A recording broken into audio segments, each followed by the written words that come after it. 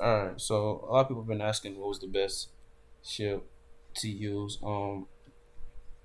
Personally, there's not really a best. If you're looking at it that way, they're just real good. All of them have like their their their points to them. Like the Blackbeard ship, stun, but it's a low percentage. But the crit rate is also nice, and the crit damage. But honestly, the only reason I'm personally using this ship right now is probably just the stun rate. But I'm gonna switch back eventually to this one, the Going Merry.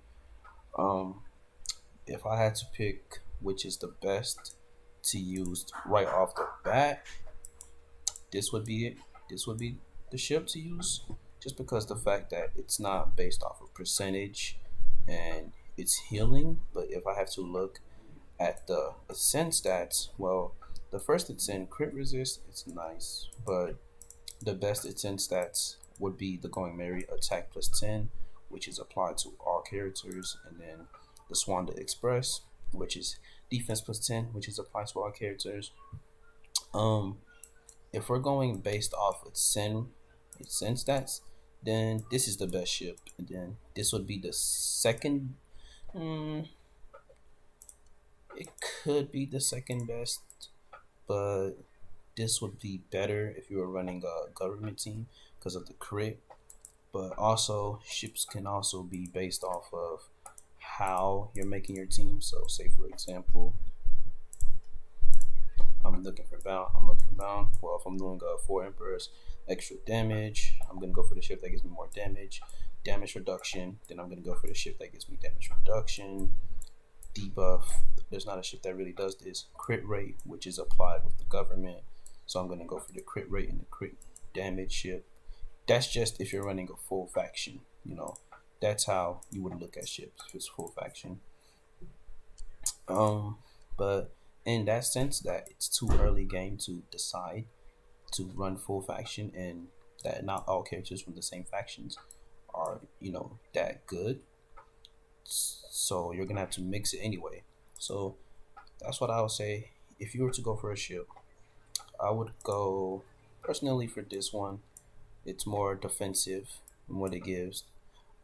It reduces target's attack, and I would also go for this one if you're on the free to play side, just for the simple fact that you won't have the benefit of getting a good healer early on.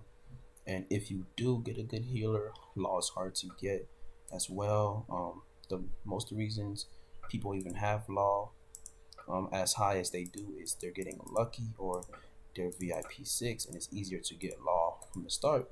And especially free to play, you're trying to pull Crocus, VV, Boa, just any of these good healing characters, and it's just super hard.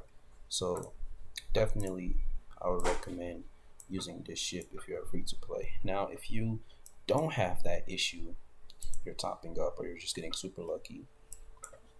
Um, this is a very good ship to use, just for the simple fact that getting the attack at the start is good. Bleed damage, it works well. It's a good DLT over time. I remember I had this ship like level I think 300, and this goes from 58 to 600. So a maxed out ship would probably be 1,200 HP per turn. I think unless I'm wrong, the percentage does go up. The percentage does go up. So this 30% can end up becoming 50, maybe 60% even at end game. Because if you look here, level 5 to level 6, it goes up 2%.